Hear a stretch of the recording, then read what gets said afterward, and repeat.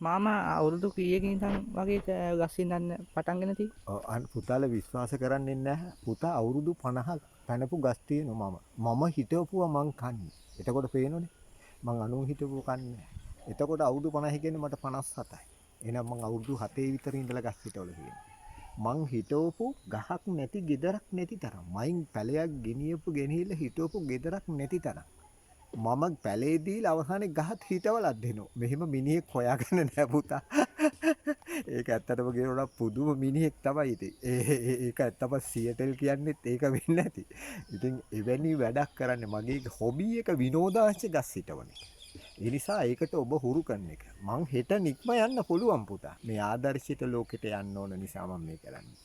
මට මේකේ මොනම දෙයක් මම බලාපොරොත්තු වෙන්නේ නැහැ. මා මේ කරන පරාර්ථකම් මේ කියන්නේ මෙන්න මේ වැඩේ ලෝකෙට යන්න ඕන. මේක ෂෙයා වෙන්න ඕන. නේ පුතා? ඔව්. මේකට නෙවරදි කොමන්ට් එක. මොකද මේ සබා දහම පවතින්නේ නැතුව අපි පවතින්නේ නැහැ පුතා. මේක අවුල් වුණොත් අපි ඒ නිසා මානව චර්යාව, සබා දහමේ චර්යාව මෙන්න මේ ගැටෙන මේ විකෘතිය අපි පෙන්වා දෙන්න තමයි මම මේ හැසිරෙන්නේ. ඒ නිසා මේ ගනුදෙනුව කරන්න මේ වටිනා ශාක ආරක්ෂා කරන්න. ඒ නිසා කොස් කියන්නේ පුදුම ගහක් නේ පුතා. අපේ ගෙවත්තේ තුන කොස් ගහින් ගහට වෙනස්.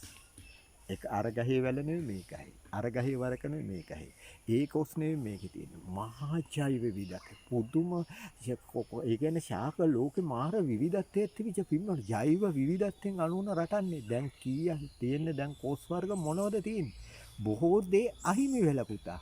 මේ අහිමි වීම නම් කවදාවත් හිමි කරගන්න බෑ. ඒ නිසා ප්‍රകൃතිය විකෘති කරගත්තොත් සබාදහම යම් ජීව විශේෂයක් වඳුණු පුතක් ඒවනම් ආපහු නැවත ලබා ගන්න බෑ.